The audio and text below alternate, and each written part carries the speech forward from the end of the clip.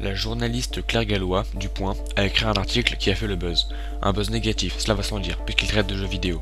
Et c'est bien connu, voir une image de Modern Warfare 3 sur un site de presse générale, c'est souvent synonyme d'un tollé de haute ampleur, chacun défendant son beefsteak avec ferveur et son point de vue, erroné ou pas, comme un chien défendrait un os.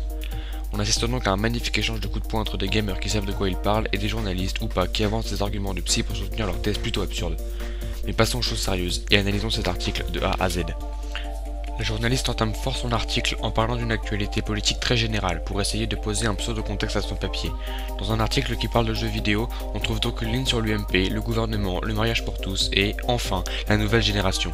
Et l'ami Claire se pose en chevalier servant voulant défendre les droits de nos jeunes de la génération Y qu'elle ne connaît absolument pas. On enchaîne tout de suite sur le sport national français. À qui la faute? Pour Claire Gallois, c'est la faute au ministère de la Culture si les jeux vidéo sont plus appréciés des jeunes que l'art. Faux. Archi faux. C'est juste que les jeux vidéo sont de bonne qualité, mouvementés, qu'ils font travailler nos capacités et nous font nous mesurer les uns aux autres. L'art, lui, est fixe. Le regarder est une action absolument passive et on ne connaît rien de plus long que d'écouter un guide de musée. Ou pire, de lire les panneaux. Et là, ouch, une énumération de titres, violent, je vous l'accorde, mise en exemple de la violence trop importante des jeux vidéo. Un grand classique. Et encore plus classique, notre journaliste explique que le ministère devrait s'intéresser aux cas de violence commis par des joueurs. Horrible idée, surtout quand on enchaîne avec une sorte de figure de style censée donner un effet dramatique à la chose. Permis de tuer, tout est permis, c'est tellement facile et c'est plus comique que dramatique. Et le pire, c'est qu'elle s'arrête pas là. Elle continue, elle en remet des couches, en donnant des exemples de tueurs adeptes de jeux vidéo. Elle explique de façon savante que le jeu est addictif, et si avec ça d'addictif, elle avance des arguments psychologiques, comme quoi mourir dans un jeu est une option puisqu'on peut revivre à l'infini. C'est vrai, elle est hyper perspicace Claire Gallois, elle comprend en 2012 un principe inventé en 1970, plutôt même, avec des jeux de société. Alors oui, dans les jeux vidéo, on meurt, on tue, mais les pulsions meurtrières, vous êtes sûr qu'elles viennent des jeux vidéo? Marrant ça? Il y avait déjà des tueurs avant la sortie de Call of Duty?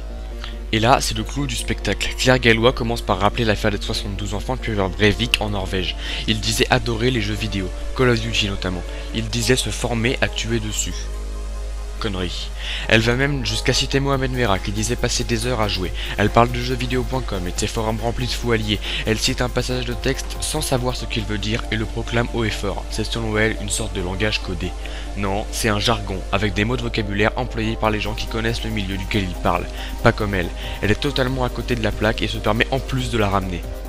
Je défends pas les gens de jeuxvideo.com, loin de là, ils n'ont pas à soutenir un meurtre. Mais arrêtons de généraliser, s'il vous plaît. Après ça, elle parle d'un tueur voulant éradiquer l'humanité qui passait sa vie sur Warcraft, un jeu où, dit-elle, les héros sont uniquement des tueurs. Mais alors là, faut vraiment arrêter, dans Warcraft, on ne tue pas des gens à coups de couteau dans une baignoire, on livre des batailles stratégiques entre des peuples totalement fictifs. Alors celui qui interprète ça comme la réalité, son problème, c'est pas les jeux vidéo, c'est la drogue. La conclusion de Madame Gallois est rapide et nette, comme si tout son article était criant de vérité et que la contredire était absolument impossible. Elle se fout littéralement des parents qui défendent leurs enfants. Elle lance même un « quel bon sens » jovial qui veut en réalité dire « mais quelle bande d'abrutis ». On finit comme on avait commencé, avec un laïus adressé au gouvernement, qui ne fait rien, qu'on ne peut que blâmer et qu'on devrait brûler. Je suis pas d'accord. Des efforts sont faits dans la mesure du possible. Il y a du boulot, c'est sûr, mais c'est long à mettre en place. Ce premier épisode touche à sa fin et je vais le terminer en adressant un message à Madame Gallois et à tous les journalistes qui traitent de jeux vidéo sans savoir de quoi ils parlent. Arrêtez. Arrêtez vos comparaisons futiles et vos figures de style débiles et concentrez-vous sur les sujets que vous maîtrisez. La seule chose que vous y gagnez, c'est de vous faire incendier et ça n'est plaisant pour personne. Et puis sérieusement, si Hitler avait annoncé publiquement qu'il adorait lire Le Point, plus personne ne devrait le lire parce que ce journal fait de ses lecteurs des tueurs.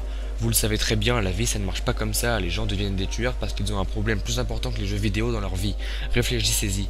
La thèse que vous avancez ne tient pas debout.